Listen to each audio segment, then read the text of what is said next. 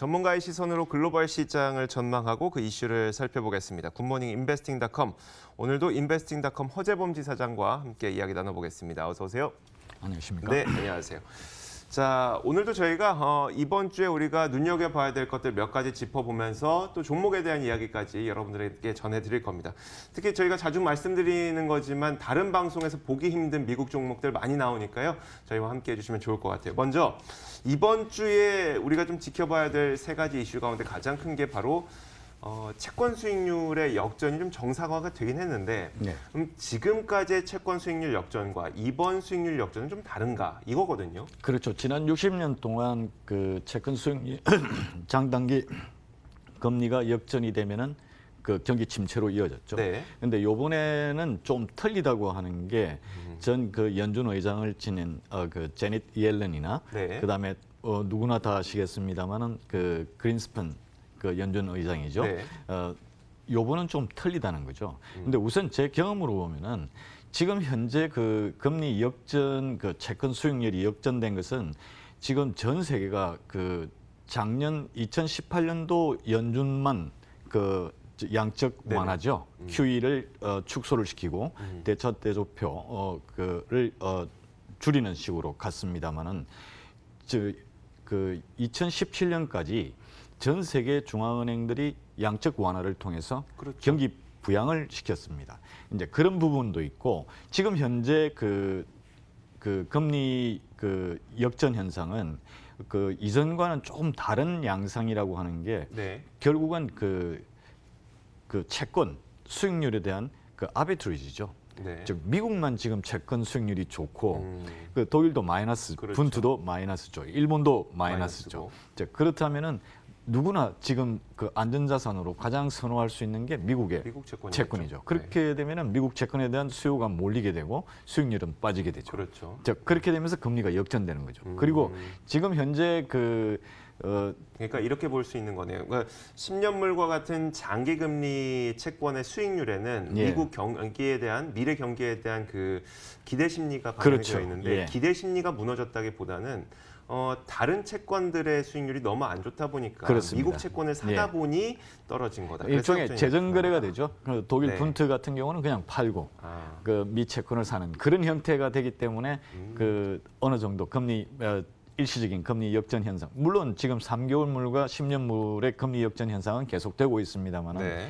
그 지난주에 가장 그 시장이 패닉을 일으켰던 것은 그 2년 만기물하고 10년 만기물의 금리 역전이 일어났기 때문에 네네. 그 때문에 그리고 또 30년 만기의 그 장기 채권이지 않습니까? 30년 만기의 미국 그 재무성 채권의 금리가 상당 기간의 어떤 최저 수준으로 네네. 빠졌기 때문에 그럴 수 있습니다만은 결국은 그 미 채권에 대한 수요가 그리고 미국 금리가 아직은 다른 나라에 비해서는 높다는 이야기죠. 알겠습니다. 즉 거기에 대한 어떤 수익 기대감 그런 투자 수요가 많다는 이야기가 될 수 있습니다. 저도 이제 어제 그 인베스팅닷컴에서 나온 어떤 기사의 제목을 보니까 이제는 어느 누구도 금리 역전에 대해서 말하지 않는다 뭐 이런 제목도 그렇죠. 있었고요. 이제 금방 지나간 것 같습니다, 거의. 아니요, 아직은 그 불투명한 것이 금리 역전 그 미국 장단기 금리에 대한 어떤 그 불안감은 아직 가셔졌다고 할 수는 없습니다. 그 네. 이유가 지금 현재 전 세계 국제적인 글로벌 경제에서 보게 되면은 미중 무역 전쟁에 대한 우려가 아직은 지속되고 있고 그렇죠. 지금 현재 미중 무역 전쟁이 간단히 물론 어제 그 미 재무부 장관 윌버 로스가 하웨이에 대해서 그 제재에 대한 어떤 유예 기간 연기를 한다는 이야기로 어느 정도 미중 무역 전쟁이 좀 완화되지 않냐는 그 기대감으로 주가가 어제는 상승했습니다만 네. 실제 그렇지는 못하죠. 아직 그 불씨가 남아 있기 때문입니다. 네, 알겠습니다. 두 번째 저희가 이번 주에 살펴봐야 될 게 사우스웨스트가 보잉 737 맥스가 아닌 다른 기종을 시도할까라는 내용인데요. 예. 원래 보잉사의 비행기만을 사용해왔던 항공사였죠. 그렇습니다. 예. 네. 그 미국의 사우스웨스트 항공 같은 경우는 약 50년 가까이 되죠. 네. 48년 동안 그 보잉 그 737 맥스 기종이죠. 네. 737 기종을 독점적으로 사용해 온 기업입니다. 이 기업이 그 지금 그 올해 초에 보잉 그 737 맥스가 그 두 번의 큰 사건이 있었죠. 네, 그렇죠. 사고로 많은 인명이 피해를 입었습니다만은 이 사건 이후에 보잉 737 맥스에 대한 운항 중단이 되고 네. 그다음에 이 사우스웨스트가 지금 보유하고 있는 그 보잉 기종이 지금 운항을 못 하고 있는 상황이죠. 그리고 사우스웨스트는 지금 벌써 280대를 주문한 상태입니다. 네네. 그렇다면은 그리고 또 그 중에서 34대죠. 34대는 운항 정지로 지금 빅터빌에 발이 묶여 있습니다. 네. 그러니까 운항을 못 하니까 네네. 그 육상에 남아 있을 뿐이죠. 이제 그런 부분도 있고 올해 안으로 보잉이 또 41대의 그 항공기를 전달하기로 했습니다만 네네. 그것도 운항 허가가 안 나오니까 결국은 비행을 못 하죠.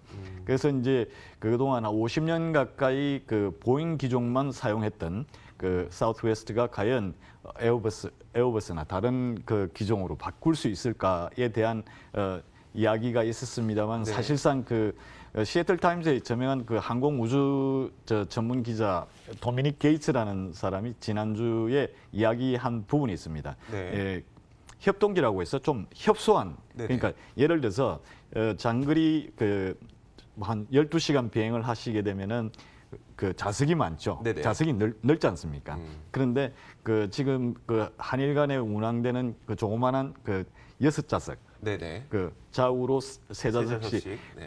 그런 어떤 협동기를 지금 현재 운행할 수 있는 그런 조치를 취하고 있답니다.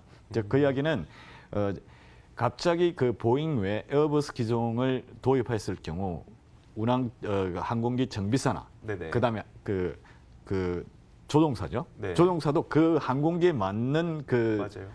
교체해야 되니까요. 그렇죠. 네. 교육을 받아야 됩니다. 네네. 이제 그렇게 쉽지 않습니다. 마치 상점에 가서 여러 가지 스낵 과자를 사듯이 고를 수 있는 게 아니고 네. 항공기는 한 번 정하게 되면은 그 직원들의 교육이나 그다음에 그래서 쉽사리 주문 취소도 못 하고 있는 그렇죠. 거네요. 예. 알겠습니다. 보잉은 워낙 이제 다우존스 산업지수에서 차지하는 비중이 굉장히 크다 보니까 이 보잉의 주가도 어떻게 움직이는지 좀 계속 지켜봐야 될 것 같습니다. 예. 자, 이렇게 저희가 이번 주에 지켜봐야 될 주요 이슈들 한번 살펴봤고요.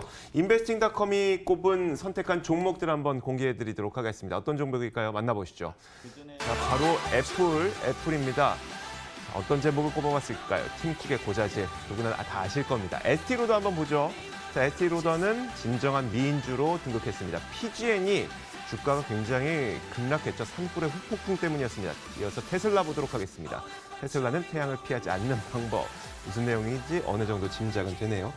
자, 먼저 애플부터 살펴보도록 하죠. 사실 팀쿡이 삼성을 타겟으로 고자질했다기보다는 그렇진 않습니다. 네. 예, 팀쿡이 삼성을 고자질한다든가 그런 입장은 아니고 삼성에서 반도체 칩을 사니까 네네. 그렇게까지는 못하죠.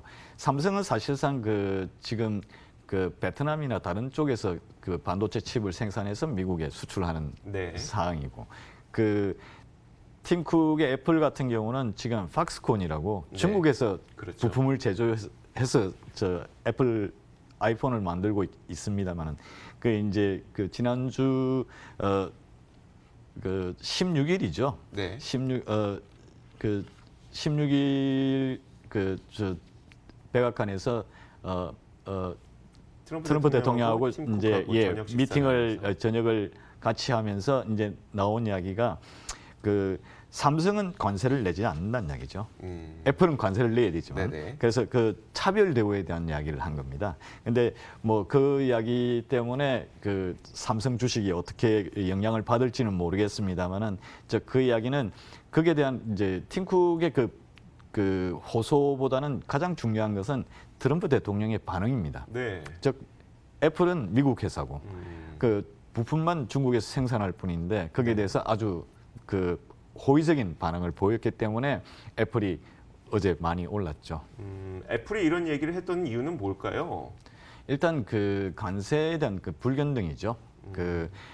다른 경쟁회사 삼성하고의 어떤 경쟁 관계에서 물론 삼성이 아주 애플하고 경쟁을 하고 있으니까 그런 이야기가 나왔겠습니다만 삼성은 관세에 대한 어떤 피해를 보지 않지만은 왜 미국 사실 회사인 그거는 우리가 아니 뭐 애플이 뭐 못하고 삼성이 뭐 잘해서 그렇다기보다도 그냥 공장을 거기에서 세웠으니까 그런 건 어때요? 그렇죠. 결국은 이제 이 이야기가 어떻게 또 해석이 될 수 있냐면은 그 애플도 그렇고 네. 삼성도 그렇고 그 미국에서 그 휴대폰을 팔기 위해서는 미국에 공장을 지어라는 이야기입니다. 네네. 결국은 애플이 팍스콘하고 중국에서 생산하는 부품이나 어떤 애플폰이 아니라 미국으로 공장을 옮겨라는 이야기고 결국 삼성도 지금 베트남에서 생산을 하기 때문에 그 제재는 받지는 않습니다. 관세에 대한 어떤 피해가 네네. 없습니다만 삼성도 결국은 미국으로 들어오라는 이야기가 되죠. 그렇죠. 즉 그런 의미로 저는 해석을 하고 있습니다.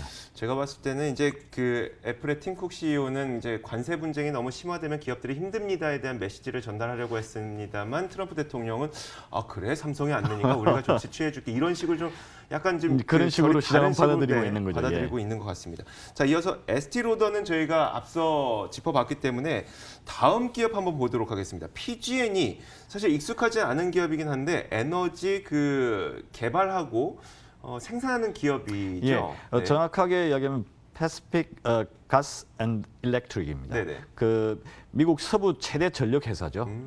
이 전력 회사가 지금 그 여러 가지 문제를 겪고 지난 2017년, 18년 네. 그 캘리포니아의 그 산불이죠. 산불의 원인이 됐습니다. 그래서 그 산불로 인해서 그 지난 해마에도 86명이 네. 그 목숨을 앗아갔죠. 네. 이제 그런 부분 때문에 그 소송에 지금 처해졌었고 그다음에 건물만 해도 1만 4천여 가구 네. 채가 소실되었고 단일 산불 인명으로는 미국 역사상 100년 만에 가장 많은 사상자를 낸 게 이 네. 그 캘리포니아 산불이었습니다. 이제 그 때문에 지난 1월이죠. 1월 말에 그 연방 파산법 그 챕터 11이죠. 네. 파산 보호 신청을 했었는데 그 부분이 이제 지금까지 연기되어 오다가 그 캘리포니아 북부 지방법원에 냈었죠. 그래서 그 파산 보호 신청이 지난주 금요일 받아들여졌습니다. 그 때문에 주가는 24% 정도 빠졌죠. 저는 좀 의아한 게요. 예. 파산이라는 거는 상장 폐지보다 더 심각한 걸로 저는 받아들이거든요. 그렇죠. 상장 폐지보다 파산은 더 힘듭니다만 파산은 아예 회사가 이제 없어지는 거가 되니. 파산 보호 신청은 없어진다기보다 법정 관리인이 네네. 그 들어와서 회사의 해상을 다시 그 강구할 수 있는 부분이 있기 때문에 네. 파산 그 보호 신청이라는 게 꼭 회사가 그렇게 파산되는 것은 아닙니다. 네, 알겠습니다. 그래서 근데 실제 이 그 파산 보호 신청이 법원에 받아들여지면서 주가가 24% 정도 빠진 것은 그 이 파산 보호를 반대했던 네. 그 투자자들이 있기 때문에 그렇습니다. 파산 보호를 반대하고 이 회사가 그 파산 보호는 기업이 회생 조치를 하기 위한 네네. 하나의 조치이기 때문에 네. 그렇죠. 알겠습니다. 자, 이렇게 PG&E까지 저희가 살펴봤습니다. 인베스팅닷컴 허재범 지사장과 함께 이야기 나눠봤습니다. 다양한 종목 이야기까지 들어봤습니다. 고맙습니다. 예.